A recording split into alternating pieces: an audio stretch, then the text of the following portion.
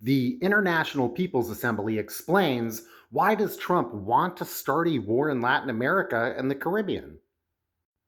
The US has lost influence and hegemony across the world, from losing wars in the Middle East to widespread condemnation of the Jannah censorship in Palestine, and the inability to contain Chinese economic growth and influence.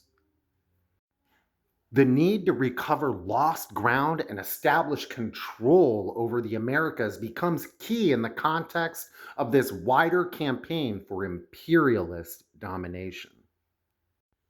The Trump White House is pursuing a comprehensive strategy to establish aligned and pliant governments across Latin America, swaying elections, economically sabotaging left governments, and delegitimizing democratically elected leaders by using the narco terrorism label.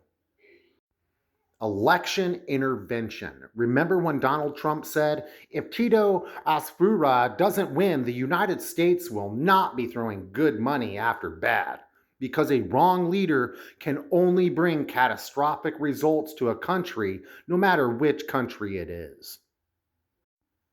That was Trump on Truth Social 2 months before the Honduran elections in 2025. Smear campaign using unverified information about collusion between government and criminal organizations. Remember when Marco Rubio said, based in Venezuela, the cartel de los Sols is headed by Nicolas Maduro? What?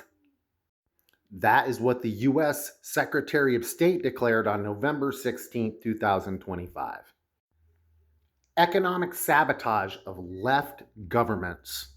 Bruno Rodriguez says, the blockade is a policy of collective punishment. It flagrantly, massively, and systemically violates the human rights of Cubans.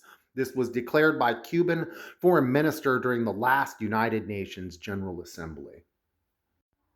Venezuela represents an anti-imperialist alternative to capitalism, making it a symbolic and material obstacle to the US in the region.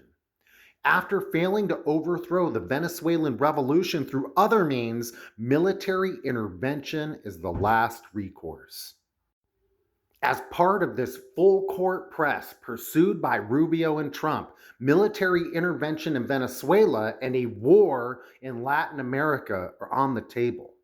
Not to promote peace, not to reinforce the rule of law, not to stop drugs from entering the US, not to defend democracy, but to reestablish US control over Latin America and the Caribbean.